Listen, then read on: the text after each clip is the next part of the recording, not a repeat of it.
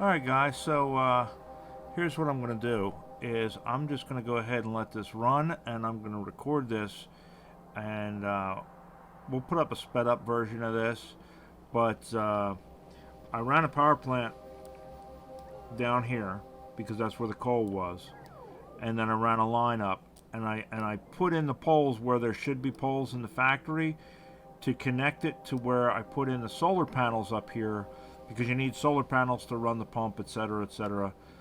But now the factory is going to build itself, so I'm just going to go ahead and I think leave this run, and I'm going to turn off the mic and just let it go, and I'm going to record it, and then I'm going to speed it up and see how it's going. Now these guys are going nuts, so it should take a little bit, and we'll see how fast this factory grows and how it ends up growing. Be curious to see. Alright, I'm gonna shut up now and let this go. Alright, bye. Hey guys, so just a quick note on this thing. It was kind of a test to see if this base would build itself. And at the end of this video, you'll see it runs into a couple of sticking points.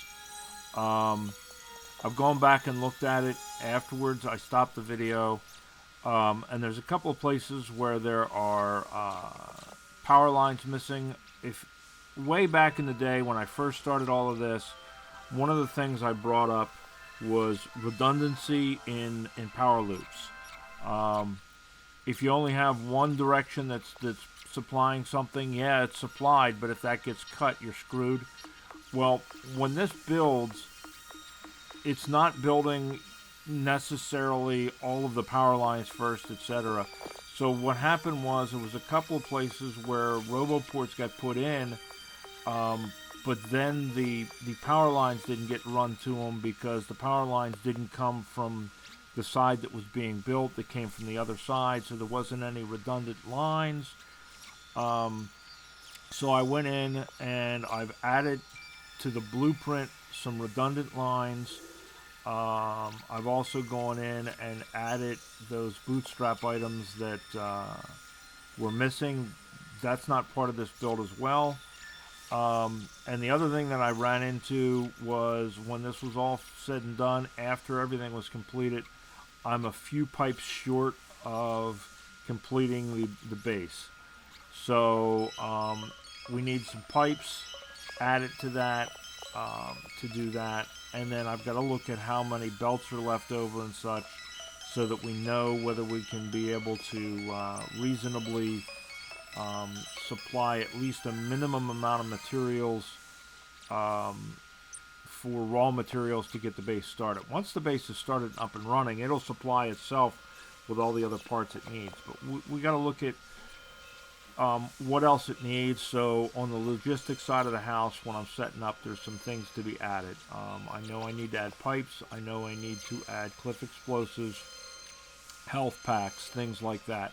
So I'm going to be modifying that blueprint, and I'm going to be modifying this base blueprint before it's going to be available to anybody. But it was definitely an interesting experiment. It took a little over 2 hours for it to complete this entire base. And keep in mind, that's running only 2 stacks, only a total of 100 construction bots. If I had more construction bots with me, if I'd have brought more with me initially, it would have probably taken considerably less time. But with 100 construction bots, it built that entire base in just over 2 hours, with the exception of where I ran into some power line issues. And that wasn't too bad. So there we go. I just wanted to put that out there. This video should be up pretty soon. I'll talk to you guys later. Bye.